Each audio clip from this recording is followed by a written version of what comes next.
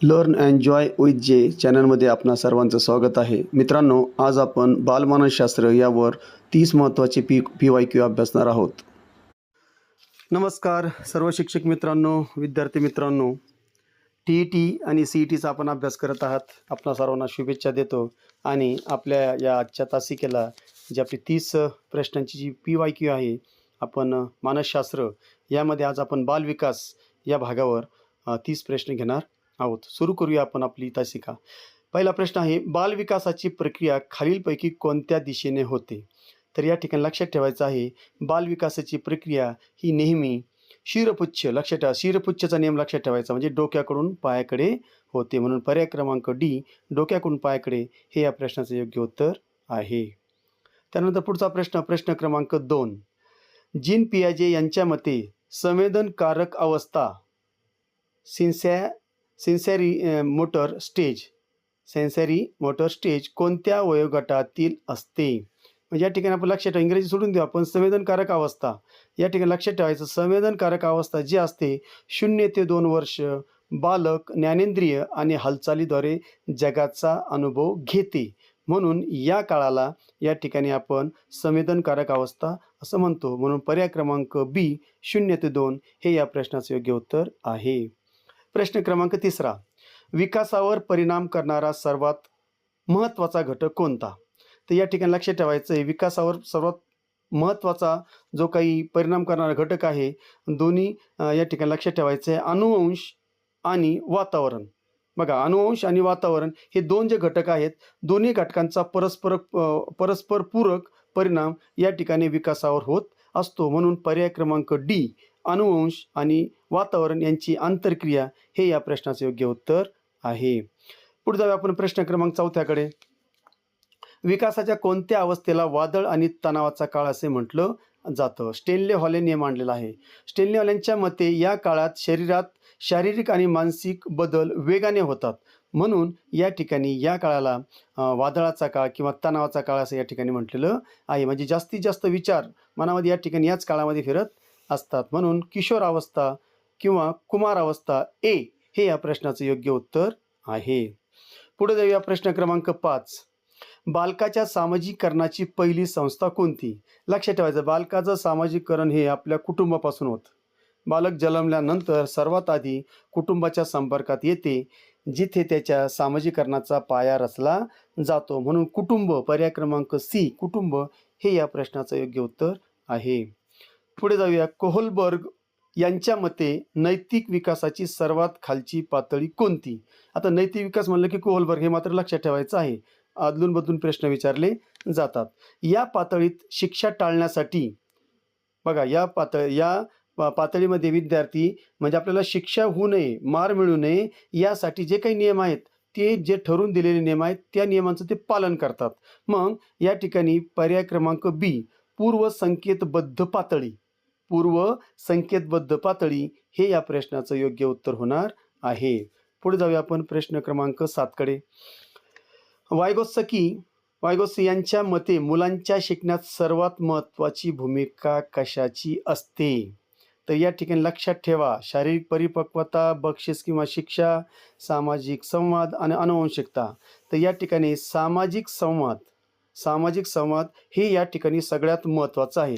कारण या ठिकाणी बालक समाज आणि संस्कृती यांच्याशी संवाद साधून त्या ठिकाणी ज्ञान मिळवत असतो. म्हणून या ठिकाणी सामाजिक संवाद हे याच्यामध्ये मुलाच्या शिकण्यामध्ये महत्त्वाची भूमिका बजावत असतं. म्हणून सामाजिक संवाद हे या प्रश्नाचं योग्य उत्तर आहे, कारण तेच या ठिकाणी महत्त्वाची भूमिका बजावतं. पुढे जाऊया प्रश्न क्रमांक 8. विकासाची सातत्यपूर्ण प्रक्रिया म्हणजे काय? तर या ठिकाणी लक्षात ठेवायचं आहे, गर्भधारणेपासून विकास हा जो आहे हा मरेपर्यंत सुरूच असतो. लक्षात ठेवायचं, विकास कधीच थांबत नाही. वाढ थांबते, एक ठराविक वयानंतर वाढ थांबते, पण विकास कधीच थांबत नाही. म्हणून या ठिकाणी बघा, तर पर्याय दिलेला, विकास कधीतरी थांबतो, विकास अचानक होतो, विकास केवळ शारीरिक वाढीवर अवलंबून असतो.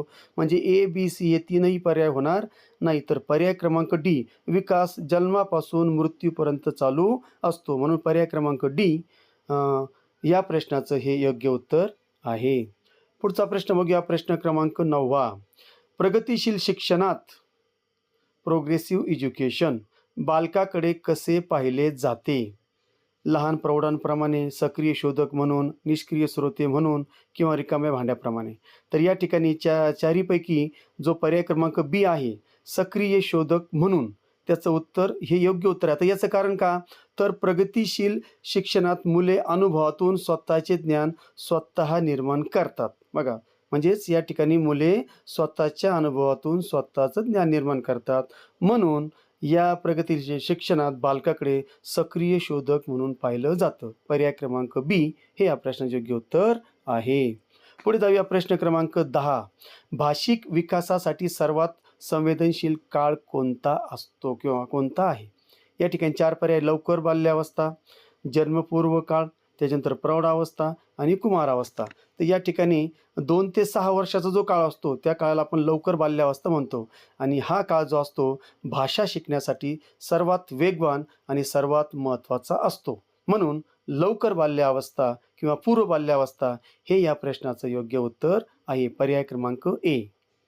पुढे जाऊया. ZPD zone of proximal development ही संकल्पना कोणी मांडली?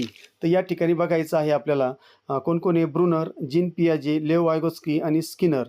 तर या ठिकाणी बालक स्वतःकडे या ठिकाणी आपण बघू शकतो की बालक स्वतः काही प्रयत्न करून शिकतं आणि इतरांच्या मदतीने शिकतं. मग स्वतः प्रयत्न करून शिकतं आणि इतरांच्या मदतीने शिकतं. यामध्ये जे काही अंतर आहे दोघांमध्ये, या अंतरालाच ZPG असं म्हटलेलं आहे.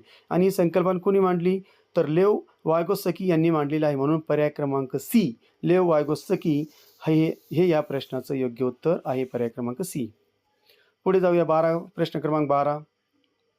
स्वकेंद्रित विचार करण्याची प्रवृत्ती कोणत्या अवस्थेत असते? पर्याय क्रमांक बघा 1, 2, ABCD. पूर्व संक्रियात्मक अवस्था, त्यानंतर औपचारिक संक्रियात्मक अवस्था, मूर्त संक्रियात्मक अवस्था आणि संवेदनकारक अवस्था. तर या ठिकाणी लक्षात ठेवायचं पर्याय क्रमांक ए, पूर्व संक्रियात्मक अवस्था हे या प्रश्नाचं उत्तर आहे. कारण पियाजे यांच्या मते 2 ते 7 वयोगटातील मुले फक्त स्वतःच्या दृष्टिकोनातून विचार करतात. म्हणजे जेव्हा मुलाचं वय 2 ते 7 वर्ष असतं, त्यांना जे योग्य वाटतं त्यांच्या दृष्टिकोनातून ते विचार करतात. म्हणून या ठिकाणी स्वकेंद्रित ह्या प्रश्नाचं जे उत्तर आहे, स्वकेंद्रित विचार करण्याची प्रवृत्ती 2 ते 7 वर्ष वयोगटातील मुलं करत असतात. म्हणून पूर्व संक्रियात्मक अवस्था पर्याय क्रमांक ए हे या प्रश्नाचं योग्य उत्तर आहे.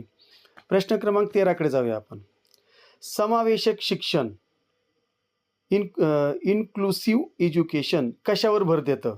तर या ठिकाणी केवळ दिव्यांग मुलांचं शिक्षण, विशिष्ट शाळेत शिक्षण देणे, विद्यार्थ्यांच्या वेगळेपणाचा स्वीकार करणे आणि क्षमतेनुसार गटवारी करणे. तर पर्याय क्रमांक ए, बी तर होऊ शकत नाही. त्यानं डी पण होणार नाही. पर्याय क्रमांक सी, विद्यार्थ्यांच्या वेगळेपणाचा स्वीकार करणे हे या प्रश्नाचं योग्य उत्तर आहे. आता त्याचं कारण काय? प्रत्येक बालकाच्या क्षमतेनुसार त्याला मुख्य प्रवाहात सामावून घेणे हे याचं समावेशक शिक्षणाचं वैशिष्ट्य असतं. म्हणून पर्याय क्रमांक सी, विद्यार्थ्यांच्या वेगळेपणाचा स्वीकार करणे हे या प्रश्नाचं योग्य उत्तर आहे. प्रश्न क्रमांक 14कडे जाऊया आपण आता. बालविकासात परिपक्वता म्हणजे काय? आता लक्षात ठेवायचं, परिपक्वता जी असते ही नॅचरल गोष्ट आहे. ती काय कोणत्या गोष्टीने येत नाही, तर ती नॅचरल आहे. जसं जसं विद्यार्थ्याच्या शरीराचा विकास होतो, शरीराची वाढ होते, तसं तसं त्या ठिकाणी त्याच्यामध्ये वयानुसार शारीरिक आणि स्नायूंच्या क्षमतेत ती नैसर्गिक वाढ होत असते आणि त्याचं शरीर परिपक्व होत असतं. म्हणून या ठिकाणी पर्याय क्रमांक बी, नैसर्गिक जैविक विकास हे या प्रश्नाचं योग्य उत्तर होणार आहे. शिक्षणामुळे येणारी प्रगल्भता किंवा वातावरणाचा परिणाम, अनुभवातून होणारा बदल हे या ठिकाणी याला परिपक्वता म्हणता येत नाही. तर परिपक्वता ही टोटली नैसर्गिक गोष्ट आहे. म्हणून नैसर्गिक जैविक विकास हे या प्रश्नाचं योग्य उत्तर आहे. पुढे जाऊया आपण. 15वा प्रश्न. हार्वर्ड गार्डलर यांच्या मते बहुविध बुद्धिमत्ता म्हणजे काय? तर या ठिकाणी बुद्धिमत्ता विविध स्वरूपात विभागलेली असते. बुद्धिमत्ता हा एकच घटक आहे. बुद्धिमत्ता केवळ IQ स्कोरने मोजली जाते. बुद्धिमत्ता जन्मतात नसते. बघा, शेवटचा पर्याय तर बिलकुल नाही. तर या ठिकाणी पर्याय क्रमांक ए बघा, बुद्धिमत्ता विविध स्वरूपात विभागलेली असते. भाषेपासून संगीतापर्यंत आणि गणितापासून शरीर हालचालीपर्यंत बुद्धिमत्तेचे 8 ते 9 प्रकार असतात. हे गार्डलर यांनी मांडलेलं आहे. म्हणून या ठिकाणी पर्याय क्रमांक ए, बुद्धिमत्ता विविध स्वरूपात विभागलेली असते हे या प्रश्नाचे योग्य उत्तर आहे. प्रश्न क्रमांक 16कडे जाऊया आपण आता. विकासाचा प्रतिमान म्हणजे पॅटर्न कसा असतो? बघा या ठिकाणी विकासाचे टप्पे ठरलेले असतात, पण प्रत्येक बालकाच्या विकासाचा वेग मात्र भिन्न असतो. मग या ठिकाणी लक्षात ठेवायचं आहे पर्याय क्रमांक सी बघा, सर्व मुलांसाठी सारखा पण गती भिन्न असते. म्हणजे या ठिकाणी पर्याय क्रमांक सी हे जो आहे हे या ठिकाणी योग्य उत्तर आहे. कारण अचानक होणारा बदल किंवा अंदाज लावता न येणारा केवळ सांस्कृतिक घटकावर आधारित हे तीनही पर्याय होऊ शकणार नाही. तर या ठिकाणी पर्याय क्रमांक सी सर्व मुलांसाठी सारखा पण गती कशी असते? भिन्न असते. असा प्रतिमान जास्त विकासाचा पॅटर्न असतो. त्यानंतर 17 प्रश्न क्रमांक 17 बालविकासाच्या अभ्यासात केस स्टडी पद्धत कधी वापरली जाते? मोठ्या समूहाचा अभ्यास करण्यासाठी बिलकुल नाही. केवळ शारीरिक वाढ मोजण्यासाठी ते पण होऊ शकत नाही. तर या ठिकाणी पर्याय क्रमांक सी बघा, विशिष्ट समस्येचा सखोल अभ्यास करण्यासाठी. तर या ठिकाणी हे मात्र या ठिकाणी या प्रश्नाचं योग्य उत्तर आहे. कारण एका विशिष्ट बालकाच्या वर्तनाचा सखोल अभ्यास करण्यासाठी ही पद्धत वापरली जाते. म्हणजे जे मुलं सामान्य नसतात त्यांच्यासाठी ही पद्धत वापरली जाते. पुढे जाऊया प्रश्न क्रमांक 18 लिंगभाव म्हणजेच जेंडर ही कोणती संकल्पना आहे? बघा नैसर्गिक अति बिलकुल निसर्ग कधीच भेदभाव करत नाही. जैविक आहे का? सामाजिक आहे का? शारीरिक आहे का? म्हणजेच काय तर या ठिकाणी लिंगभाव म्हणजे काय? आता लिंग जे आहे किंवा जन्मजात लिंग वेगळा असतं हा भाग वेगळा. पण लिंगभाव करणं म्हणजे तू मुलगा आहे, तू मुलगी आहे, तू हे काम केलं पाहिजे, तू ते काम केलं पाहिजे, हे मात्र या ठिकाणी निसर्ग ठरवत नाही. म्हणजे जन्मापासून होत नाही. हे शारीरिक बदल नाही आहे. तर हे समाजानं या ठिकाणी लादलेली गोष्ट आहे. म्हणून या ठिकाणी पर्याय क्रमांक सी सामाजिक हे या प्रश्नाचं योग्य उत्तर आहे. कारण लिंगभाव हा समाजामध्येच केला जातो. समाजामध्ये लोक जे असतात हेच या ठिकाणी करतात आणि तीच प्रथा पुढे पडते. म्हणून पर्याय क्रमांक सी सामाजिक हे या प्रश्नाचे योग्य उत्तर आहे. त्याच्यानंतर 19वा प्रश्न बघा, थॉर्नडाईक यांच्या अध्ययन नियमापैकी सर्वात महत्त्वाचा नियम कोणता? तर या ठिकाणी आपल्याला माहिती आहे जी प्रमाद पद्धती आहे त्यामध्ये 3 नियम सांगितलेले आहेत. त्यापैकी जो परिणाम जो नियम आहे परिणाम लॉ ऑफ इफेक्ट पर्याय क्रमांक सी हे या प्रश्नाचं योग्य उत्तर होणार आहे. अध्ययनाचे परिणाम सुखद असतील तर शिकणं दृढ होते असा हा नियम सांगतो. म्हणजे अध्ययनाचा परिणाम जर सुखद असेल तर त्या ठिकाणी अध्ययन आणखी वाढतं, त्या अध्ययनाचं दृढीकरण सुद्धा होतं असा हा नियम सांगतो. यालाच परिणामाचा नियम असं म्हणतात. म्हणून पर्याय क्रमांक सी परिणाम नियम लॉ ऑफ इफेक्ट हे या प्रश्नाचं योग्य उत्तर आहे. प्रश्न 20वा बघूया. काय म्हणतो 20वा प्रश्न, बालकाचा संवेगात्मक इमोशनल विकास कशावर अवलंबून असतो? परिपक्वता आणि अध्ययन, केवळ आहार, केवळ आनुवंशिकता, केवळ शाळेतील वातावरण. बघा खालचे बी सी डी तीनही या ठिकाणी बसत नाही. सरळ लक्षात परिपक्वता आणि अध्ययन या ठिकाणी हे या प्रश्नाचं योग्य उत्तर आहे. आता त्याचं कारण काय? बालक वयानुसार संवेगावर नियंत्रण मिळवते आणि अनुभवातून ते व्यक्त करायला शिकते. म्हणजे वयानुसार संवेगावर त्याचं नियंत्रण येतं आणि जसे जसे त्याला अनुभव येतो ते अनुभव ते व्यक्त करायला शिकतं. अशा प्रकारे या ठिकाणी पर्याय क्रमांक ए परिपक्वता आणि अध्ययन हे या प्रश्नाचं योग्य उत्तर आहे. पुढे प्रश्न क्रमांक 21 शाळेत वापरली जाणारी सतत आणि सर्वंकष मूल्यमापन CCE पद्धत काय सुचवते? बघा आता आपण मागच्या बऱ्याच वर्षापासून जे काही जे CCE आहे यानुसार आपण विद्यार्थ्यांचं या ठिकाणी मूल्यमापन करत आहोत. त्यामुळे आपल्याला सगळ्याला या प्रश्नाचं उत्तर आलंच पाहिजे. तर त्याचं उत्तर जे आहे ते सगळ्यात शेवटचं बघा, विकासाच्या सर्व पैलूंचं नियमित मापन करणे यासाठी ही पद्धत वापरली जाते किंवा ही पद्धत आपल्याला सुचवते. कारण बालकाच्या बौद्धिक, भावनिक, शारीरिक म्हणजे सर्व अंगाने आपल्याला त्या ठिकाणी त्याचं निरीक्षण करायचं असतं. म्हणजेच काय त्याचं आपल्याला ह्या सगळ्या गोष्टीला म्हणजे एखाद्या बालकाचं बौद्धिक, भावनिक, शारीरिक या सर्व मापनांवर त्याच्या प्रगतीचं आपल्याला सातत्याने निरीक्षण करायचं असतं. म्हणजेच आपल्याला त्याला CCE असं म्हणतात. या पद्धतीला CCE म्हणतात. म्हणून पर्याय क्रमांक डी विकासाच्या सर्व पैलूंचे नियमित मापन करणे. त्याच्यानंतर पुढचा प्रश्न आहे 22वा. एरिक्सन यांच्या सिद्धांतानुसार मुलांमध्ये स्वायत्तता विरुद्ध शंका हा संघर्ष कधी येतो? लक्षात ठेवायचा. आता हा जो प्रश्न आहे स्वायत्तता विरुद्ध शंका हा जो काळ आहे हा काळ जो आहे तर या ठिकाणी 1 ते 3 वर्ष 1 ते 3 वर्ष या काळामध्ये बालक काय करतं, तर या वयात मूल स्वतःचं जे काम आहे ते स्वतः करण्याचा प्रयत्न करतं आणि त्याला जर यश आलं तर स्वायत्तता मिळते, म्हणजे त्याला मुभा मिळते करण्याची. बघा, आपल्या घरामध्ये जर मूल 1 ते 3 वर्षापर्यंत जे मुलं असतात ते त्याचं स्वतःचं काम करायला इच्छा असते, त्याची करायची खूप त्याची उत्कट इच्छा असते आणि आपण त्याला करू देतो आणि जेव्हा ते करतं आणि त्याला जर यश मिळालं तर त्या ठिकाणी आपण त्याला पुढचे ते काम करू देतो, म्हणजे स्वायत्तता त्याला मिळते. म्हणून 1 ते 3 वर्ष हे या प्रश्नाचं योग्य उत्तर होणार आहे. त्याच्यानंतर प्रश्न क्रमांक 23वा. तर या ठिकाणी आता बुद्ध्यांक म्हणजे IQ आहे की नाही, इंटेलिजन्स क्वेश्चन काढण्याचं सूत्र खालीलपैकी कोणतं आहे? तर हे पाठच करायचं आहे.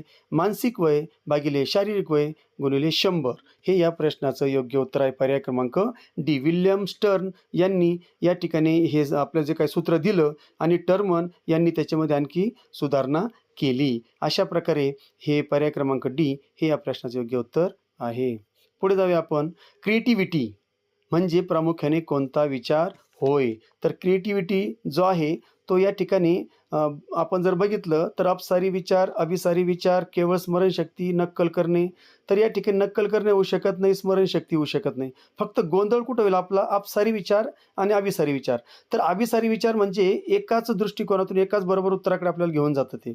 परंतु या ठिकाणी मात्र अपसारी सर्व दृष्टिकोनातून विचार केला जातो. अपसारी तर एकाच समस्येवर अनेक नवनवीन उपाय शोधण्याची क्षमता अपसारी विचार आपल्याला देतो. म्हणजेच काय, एका समस्येवर विविध प्रकारे त्याचं सोल्युशन काढण्याचा प्रयत्न केला जातो. नवीन नवीन उपाय शोधले जातात आणि ती क्षमता त्यामध्ये असते. म्हणून अपसारी विचार हे या प्रश्नाचं योग्य उत्तर होईल. त्यानंतर प्रश्न क्रमांक 25 बघा. बालकांच्या खेळातून होणारा सर्वात महत्त्वाचा फायदा. आता या ठिकाणी जर बघितलं, शाळेचा अभ्यास टाळणे, केवळ मनोरंजन, वेळेचा सदुपयोग. तर बी आणि सी तर होऊ शकत नाही. फक्त शाळेचा अभ्यास टाळणे हे थोडं त्या ठिकाणी गोंधळात टाकणार आहे, परंतु गोंधळात पडायचं नाही. पर्याय क्रमांक डी. शारीरिक आणि सामाजिक विकास हे या प्रश्नाचं योग्य उत्तर आहे. कारण का, खेळामुळे शरीर सुदृढ होतं आणि आणि जे विद्यार्थी आपसात खेळतात ते एकमेकांशी त्या ठिकाणी सहकार्य करायला शिकतात. म्हणून या ठिकाणी 2 गोष्टी होतात. त्यांचे काय होतं, शरीराचा विकास पण होतो आणि एकमेकाला सहकार्य केल्यामुळे सामाजिक विकास पण जातो. म्हणजेच पर्याय क्रमांक डी. शारीरिक आणि सामाजिक विकास हे या प्रश्नाचं योग्य उत्तर आहे. 26वा प्रश्न बघा आता पुढे. त्याच्यानंतर असं स्कॅल्फोल्डिंग म्हणजे आधार देणे, तात्पुरता आधार. बरं लक्षात ठेवा, स्कॅल्फोल्डिंग म्हणजे तात्पुरता आधार, कायमस्वरूपी आधार नाही. तर या ठिकाणी म्हणजे काय असं विचारलेलं आहे. केवळ शाळेतील सूचना बिलकुल होऊ शकत नाही. कायमस्वरूपी मदत करेल. बघा, मी तुम्हाला म्हटलं की तात्पुरता म्हणजे कायमस्वरूपी मदत हे सुद्धा होणार नाही. मुलांना उत्तर सांगणे हे तर होऊ शकत नाही. तर या पर्याय क्रमांक डी बघा. तात्पुरती मदत जी मुलाला शिकण्यास मदत करते. म्हणजेच काय, उत्साहाचा अभाव गरज असेल तेव्हाच योग्य प्रमाणात मदत करायची आपण त्याला. म्हणजे त्याला गरज आहे. म्हणजे समजा आता आपण विद्यार्थी सुरुवातीला जेव्हा सायकल चालवायला शिकतो, आपण शिकलो बालपणामध्ये. मग जेव्हा सायकल चालवायला आपण शिकत होतो तेव्हा आपण पडू नये म्हणून आपले वडील आपल्याला फक्त सायकल धरायचे, फक्त पडू नये म्हणून. पण जेव्हा आपलं त्या सायकलवर, आपल्या पायड्यावर आपलं नियंत्रण आलं, त्या सायकलचा तोल आपण सांभाळायला लागतो, तेव्हा ते काय करतात, सोडून देतात. पुन्हा पडायला लागलो की पुन्हा धरतात. म्हणजे अशा प्रकारे तात्पुरता आधार देतात. तर तात्पुरती मदत जी मुलाला शिकण्यास मदत करते. पर्याय क्रमांक डी हे या प्रश्नाचे योग्य उत्तर आहे. त्याच्यानंतर प्रश्न क्रमांक 27. विकासात प्लेटो किंवा पठारावस्था. प्लेटो म्हणजेच पठारावस्था केव्हा येते? आता लक्षात ठेवायचं, जेव्हा प्रगती वेगानं होते हे होणार नाही. जन्माच्या वेळी किंवा वृद्धावस्थेत. तर या ठिकाणी फक्त वृद्धावस्थेत काही त्या ठिकाणी विचार करू शकतात, परंतु नाही, जेव्हा आपण एखादी गोष्ट शिकायला सुरुवात करतो आपण खूप उत्साहाने शिकतो आणि पुढे गेल्यानंतर त्या ठिकाणी कधी कधी कंटाळा येतो किंवा तोचपणा येतो किंवा आपल्याला त्या ठिकाणी आपण त्याला वेळ देऊ शकत नाही, त्याच्यात प्रगती करत नाही आणि मग त्या ठिकाणी स्थिरावस्था किंवा ती गोष्ट स्थिरावते, त्यालाच त्या ठिकाणी पठारावस्था म्हणतात. म्हणजे जेव्हा शिकण्याची प्रगती थांबल्यासारखी वाटते त्याला म्हणायचं प्लेटो किंवा पठारावस्था. म्हणून पर्याय क्रमांक डी, जेव्हा शिकण्याची प्रगती थांबल्यासारखी वाटते, हे या प्रश्नाचं योग्य उत्तर आहे. पुढचा 28वा प्रश्न बघा. बालकामध्ये नैतिकता विकसित होण्यासाठी पालकांनी काय करावे? तर या ठिकाणी मुले अनुकरणशील असतात. बघा, आपले जे मुलं असतात की ते खूप अनुकरणशील असतात. पालकांचं खास करून ते जास्तीत जास्त अनुकरण करतात आणि त्या अनुकरणातून शिकत असतात. म्हणून या ठिकाणी पर्याय क्रमांक सी बघा. स्वतः आदर्श वर्तन ठेवणे आणि या ठिकाणी मुलांना मोकळे सोडावे. तर या ठिकाणी मुलांना मोकळे सोडावे, थोडाफार गोंधळ होऊ शकतो, परंतु कडक शिक्षा तर बिलकुल करू नये किंवा उपदेश पण देऊ नये. तर या ठिकाणी तुमचं स्वतःचं आचरण हे आदर्श असलं पाहिजेत. म्हणून स्वतः आदर्श वर्तन ठेवावे, हे या प्रश्नाचं योग्य उत्तर आहे. प्रश्न क्रमांक 19. बुद्धिमत्तेचा म्हणजे द्विघटक सिद्धांत कोणी मांडलेला आहे? तर या ठिकाणी जो आहे स्पियरमन, बघा पहिलाच पर्याय जो आहे स्पियरमन. स्पियरमन यांनी सामान्य आणि विशिष्ट असे 2 घटक यामध्ये सांगितलेले आहे. म्हणजेच 2 घटक. पहिला घटक कोणता? तर सामान्य म्हणजे जी आणि विशिष्ट म्हणजे यस, असे 2 घटक त्या ठिकाणी सांगितले आहे. म्हणून द्विघटक सिद्धांत जर कोणी मांडला, त्यांचं नाव आहे स्पियरमन. म्हणून या प्रश्नाचं योग्य उत्तर आहे स्पियरमन. पर्याय क्रमांक ए. शेवटचा प्रश्न. विकासाची अमूर्त पातळी कोणत्या वयात सुरू होते? बघा मगाशी हा माझा थोडा गोंधळ झाला होता. तर या ठिकाणी विकासाची अमूर्त पातळी जी आहे, ती अमूर्त पातळी 11-12 वर्षाच्या पुढे, म्हणजे विद्यार्थी 6वी-7वीच्या पुढे गेला की त्या ठिकाणी त्याची जी अमूर्त पातळी आहे, ती अमूर्त विकासाची पातळी सुरू होते. पियाजे यांच्या मते या वयात मुले जर तरच्या दृष्टिकोनातून विचार करायला सुरुवात करतात. जर असं झालं तर, जर तसं झालं तर, असं असतं तर, जर असं, म्हणजे जर तरचं त्या ठिकाणी ते प्रत्येक गोष्टीचा जर तरच्या दृष्टिकोनातून विचार करायला सुरुवात करतात. त्यालाच अमूर्त पातळी असं म्हटलं जातं. अशा प्रकारे पर्याय क्रमांक बी 11 ते 12 वर्षाच्या पुढे हे या प्रश्नाचं योग्य उत्तर आहे. या ठिकाणी आपला आजचा तासिका ही संपलेली आहे. ही मानसशास्त्राची बालविकासाची. तर पुढे नंतर आपण पुन्हा भेटणार आहोत. जर तासिका आवडली असेल, स्पष्टीकरण आवडले असेल, बोलण्याची लँग्वेज जर तो काही त्रुटी असतील तर नक्की कमेंट्स करून सांगा. आवडलं असेल तरी कमेंट्स करून सांगा. लाईक मात्र अवश्य करत चला. आणि अजून जर चॅनलला सबस्क्राईब केलं नसेल तर अवश्य करा. नवनवीन जे काही व्हिडिओ आहेत ते व्हिडिओ पाहण्यासाठी. विद्यार्थी, शिक्षक तर आहेच, परंतु विद्यार्थी जर कोणी आपले विद्यार्थी असतील, 9वी 10वी 8वीचे तुमचे विद्यार्थी असतील, त्यांना देखील तुम्ही सांगू शकता की हे जे व्हिडिओ आहेत हे नक्की तुमच्या ज्ञानामध्ये भर पाडणारे आहेत. कारण मानसशास्त्र जरी त्यांचा हे नसेल तर इतर जे विषय आहेत ते इतर विषय त्यांच्या खूप उपयोगी आहे. आपण सगळ्या विषयाला या ठिकाणी हात घालत आहोत. म्हणजे जो काही पाया आहे 8वीपर्यंत, जो काही विद्यार्थ्यांचा पाया आहे तो मजबूत करण्यासाठी, म्हणजे जवळपास 11वी-12वीपर्यंत सुद्धा यामध्ये काही सिलेबस आपण ॲड करणार आहोत. म्हणून त्यांच्यासाठी मराठी असेल, गणित असेल, इंग्रजी असेल, त्यानंतर परिसर अभ्यास, सामाजिक शास्त्र असेल, यांचा पाया पूर्ण नक्की त्यांचा पक्का झाल्याशिवाय राहणार नाही, याची मला आशा असे वाटते, खात्री देखील वाटते. म्हणून सगळेचे सगळे जे काही आपले विद्यार्थी असतील, मित्र असतील, त्यांना जॉईन करायला सांगा. चॅनलला सबस्क्राईब सांगा. आणि पुन्हा आपण भेटणार आहोत. तोपर्यंत जय हिंद, जय महाराष्ट्र.